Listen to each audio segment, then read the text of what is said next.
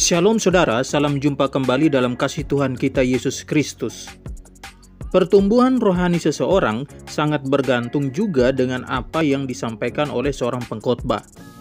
Zaman sekarang, banyak pengkhotbah yang bermunculan terutama di media sosial. Namun apakah yang mereka sampaikan itu baik bagi pertumbuhan iman Anda? Ikuti video ini sampai selesai agar saudara memahami pengkhotbah seperti apa yang seharusnya Anda tidak dengarkan.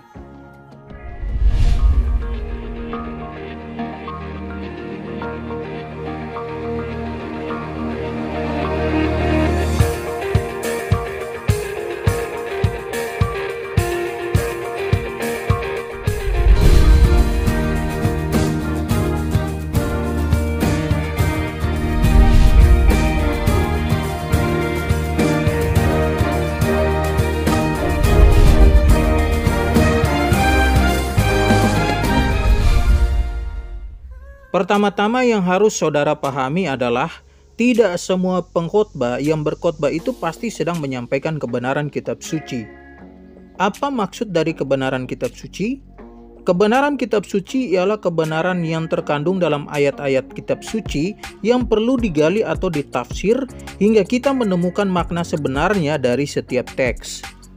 Beberapa contoh terkait ajaran yang salah.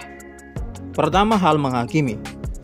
Banyak pengkhotbah yang mengatakan bahwa kita sama sekali tidak boleh menghakimi, apalagi jika hal ini berkaitan dengan kesalahan yang dilakukan oleh seorang yang dikenal sebagai hamba Tuhan. Pertanyaannya sederhana, apakah ajaran ini adalah ajaran kitab suci?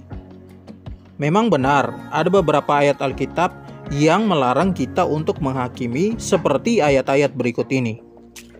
Janganlah kamu menghakimi supaya kamu tidak dihakimi. Matius 7 ayat yang pertama.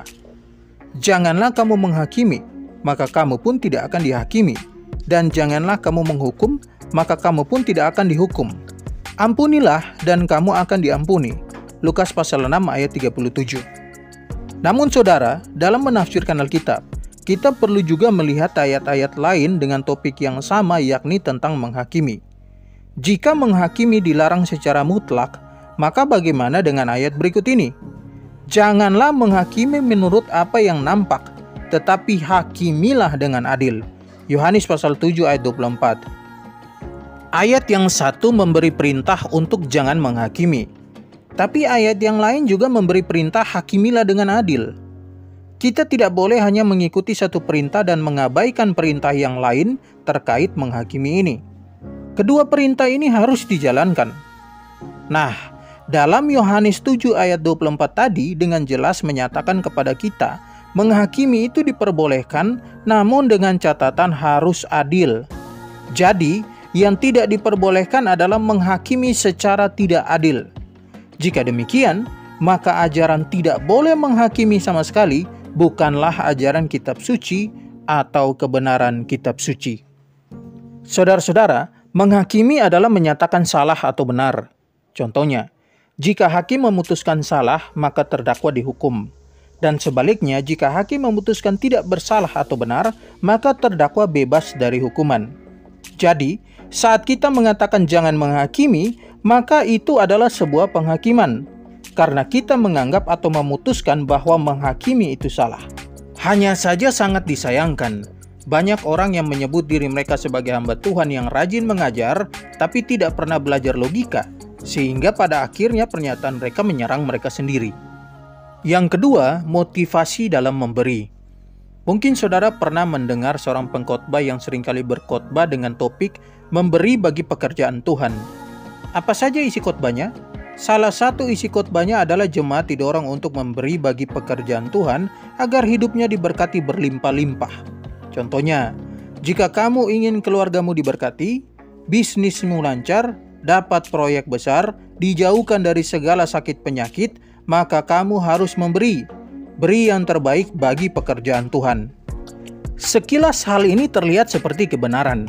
Karena memang dengan memberi bagi pekerjaan Tuhan atau gereja, Allah bisa saja memberkati dengan menambahkan kesuksesan atau harta. Namun diberkati Tuhan itu tidak selalu bicara bertambahnya harta atau kesuksesan yang bersifat jasmaniah, tapi bisa juga hal rohani. Jadi hal ini tidak bisa dijadikan motivasi dalam memberi. Satu-satunya motivasi yang tepat dalam memberi adalah karena Allah telah memberikan pemberian termegah yang tidak bisa dinilai atau dibanding dengan apapun, yakni anugerah keselamatan kita melalui pengorbanan Yesus Kristus di Golgota. Jadi, kita memberi sebagai ungkapan syukur kepada Allah, dan bukan agar Allah melancarkan bisnis kita bertambah kaya, keluarga kita terbebas dari sakit penyakit, dan lain-lain. Sebenarnya prinsip beri yang terbaik supaya mendapatkan yang terbaik itu mirip dengan prinsip berjudi. Pasang banyak bisa dapat banyak. Entah sadar atau tidak, para pengkhotbah ini sebenarnya sedang menanamkan prinsip yang mirip dengan berjudi melalui khotbahnya. Untuk itu, agar imanmu bertumbuh, berhentilah mendengarkan pengkhotbah yang terus-menerus memberikan motivasi yang salah dalam memberi. Dari contoh-contoh di atas, saudara bisa menilai berapa banyak pengkhotbah yang telah mengkhotbahkan sesuatu yang bukan kebenaran kitab suci. Oleh karena itu, memilih-milih atau menyeleksi pengkhotbah yang harus saudara dengarkan adalah sesuatu yang penting bagi pertumbuhan iman Anda. Terus mendengarkan pengkhotbah yang mengajarkan ajaran yang salah akan merusak pertumbuhan imanmu. Ingin imanmu bertumbuh? Seleksi pengkhotbah. Demikian penjelasan saya. Semoga mencerahkan saudara semua. Tuhan memberkati kita semua.